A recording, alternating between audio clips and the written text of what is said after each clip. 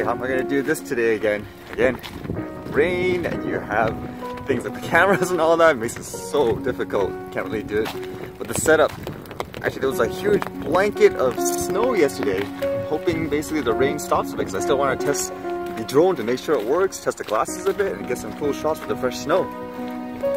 Okay, ain't I a genius? I was thinking, okay, the rain stopped, maybe we can just pull the other camera up, set it up and everything like that. And apparently I brought everything except for the actual camera itself. Yep, okay, it's one of those days, I guess.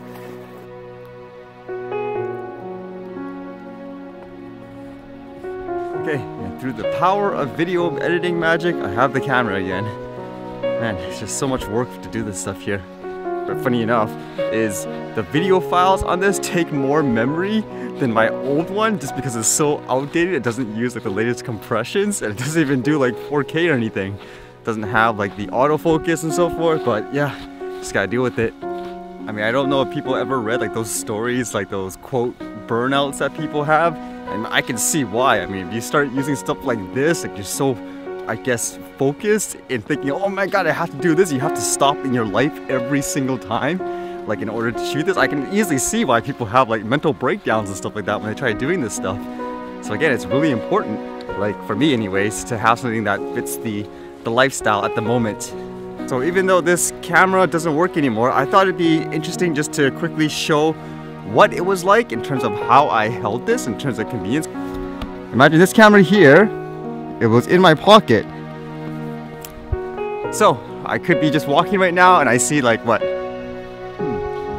Maybe something up ahead like a little squirrel. I literally just take the camera out like this. Let me switch this.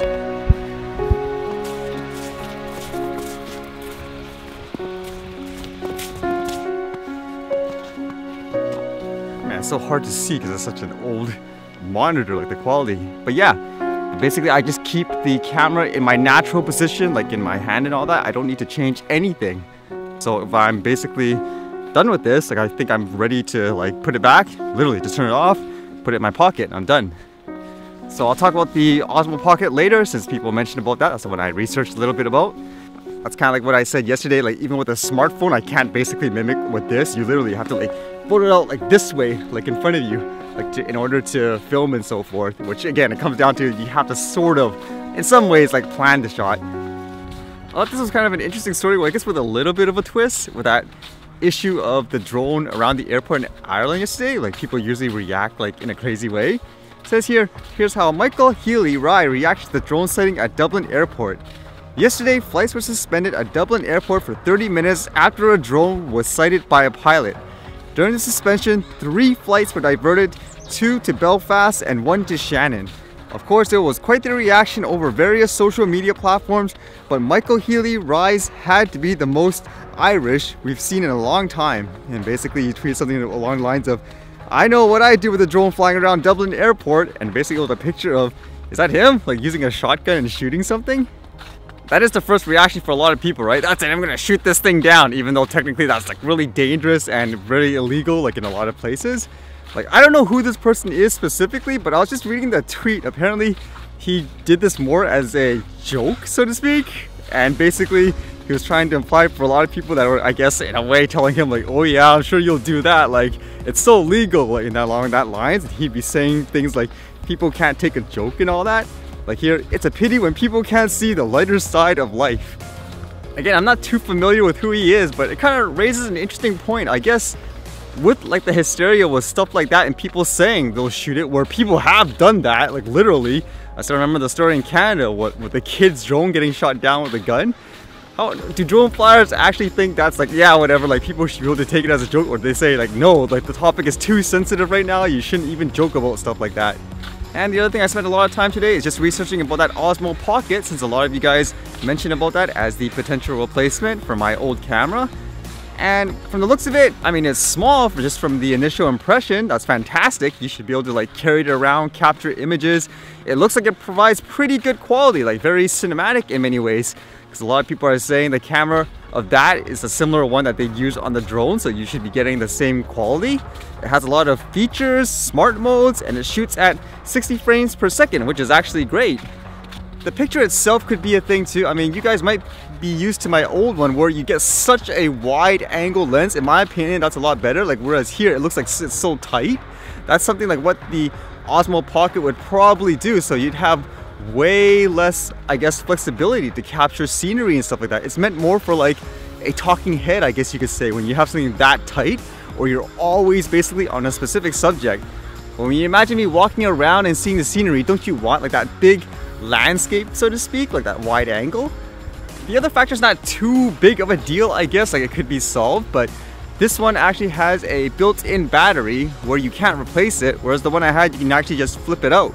So for this one to charge up, you'd actually have to put like a charging pack with it, which could be an inconvenience at times, like when you're filming events. Like the other one, I ate up like batteries upon batteries, but you just swap them out. Well, this one you'll have to actually have a pack connected to it, which in a way limits your ability to move around too, so depending on what kind of wire and stuff you have. And then I guess the biggest factor I'm thinking in my mind is with the form factor, since it's very gimbal-ish, like with the style, does that mean I'd have to hold this thing up like an ice cream cone, for example, like every single time I bring it out? Or does that mean it's virtually impossible to just leave it on the ground or basically below, like I said, naturally, because I can't just hold it like this one. Like naturally my hand is down like this when you hold it. Really comfortable, natural, I don't have to do anything more. But with this, I would imagine I have to hold it up like this every time I'm walking. That's one of the drawbacks. And as I said before, it has like a startup time. So you can't just whip this out. And at the same time, because it's so sensitive, I would imagine you have to put it in the case. They call it the Osmo Pocket, but I don't think I can just throw it in my pocket like I do with this, right? You'd have to put it in the case and then back out. Whoa, what was that?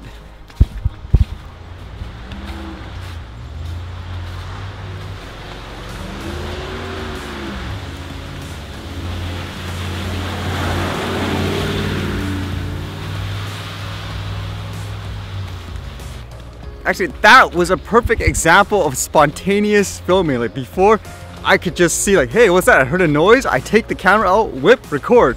Where if it's something like this where you need to set it up, you lost a shot. Like you don't know what's going on. The other thing I was thinking about too is technically, since it's a motorized gimbal, which is actually good, from what I've seen, the stabilization is actually better on the Osmo Pocket than this thing that I use, like the Sony. But since it is a gimbal, does that mean if I want to, like, for example, let's say like with the squirrels, you guys remember seeing that shot when they walk up? I can easily do this, point in the exact direction, but for the gimbal, would it always insist on staying on a certain level, if that makes sense? Like with the lens, because the drone's the same thing. If you take the drone and then you tilt it down a bit, you'll see the lens, it'll still try to stay in the same level, so you wouldn't be able to like quickly go up, like shoot up here, shoot up there. It's like that might be an issue as well. I mean, it's one thing to shoot in ideal, perfect conditions and situations. It's another when you take it out in real life situations like this in all scenarios, right? So hopefully that adds some thoughts to it. Because kind of like my original video I made about the Osmo Pocket, like just making comments about what I read and watching the conference and stuff.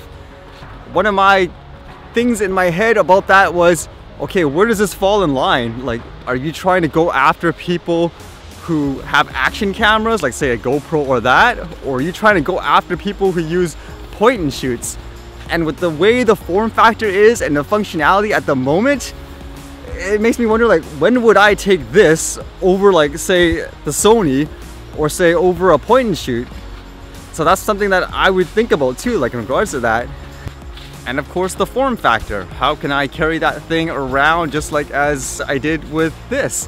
I mean, it doesn't have to be the exact same thing, like I said, but as long as there's a different way to do it, like I'm perfectly open to it. It's just stuff to think about, because I don't want to end up, like I said, with those stories, people getting like stressed out and so forth doing this stuff because, oh my god, like these videos are forcing them to like, okay, just wait a sec, I gotta just set this up and then like start doing their stuff. To me, it's to still be fun and have the ability to capture like what I hopefully intend to do. In terms of goals, like with the funding, if I met it, I mean, I'm just being honest, I didn't expect anybody to want to help me in this way or to donate their time or money in any way. I mean, at worst, I would have took like maybe like a hiatus or something like that and then rethink what I need and all that. But in terms of funds, I'll even post it up. What you guys donated to me so far in Canadian funds, it says there's $247.74. Because one thing too, with this situation, I mean, regardless, I wanted to at least wait for that photo show to come up, because I said it'll be really disappointing if they announce something brand new around the same price. I'm like, oh, I might as well have just waited. So for the time being, I'm just kind of waiting for that show to come on. I'm just kind of bearing with this stuff right now, like as torturous as it is.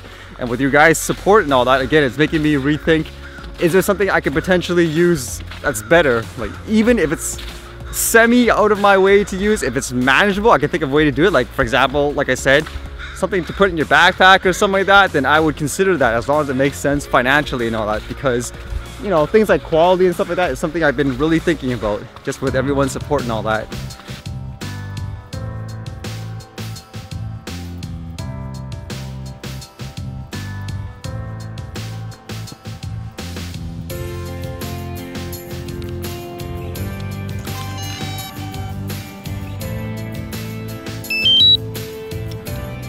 All right, let's do this.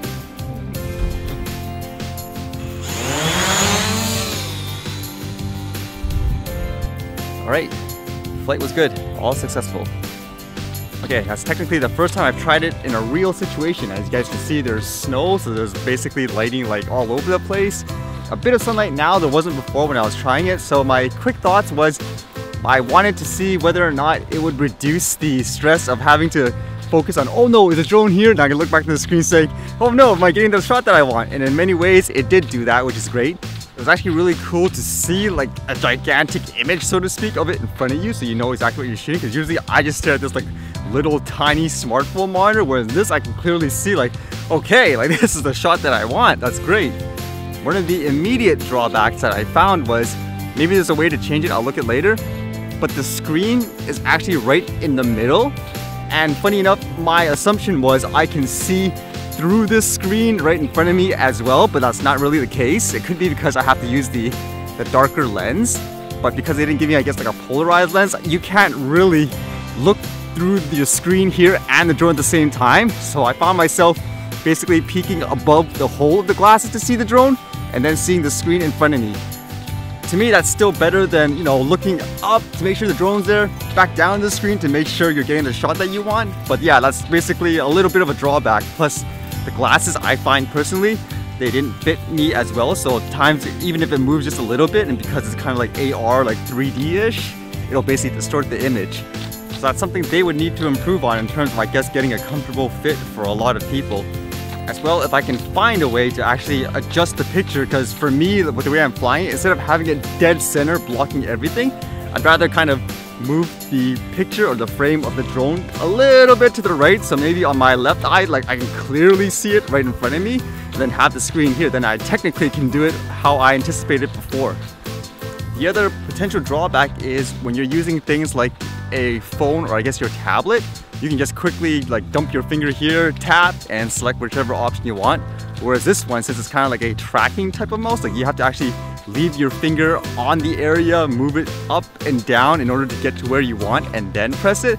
That's a little bit of a disadvantage, I guess, when you're using an interface like that. I mean, wouldn't it be cool if the way it worked was glasses with the image in front of you, you can usually use like a special, I don't know, gloves or something like that, and literally when you touch it in front of you, then it'll register. Like, that would be awesome if they can do something like that.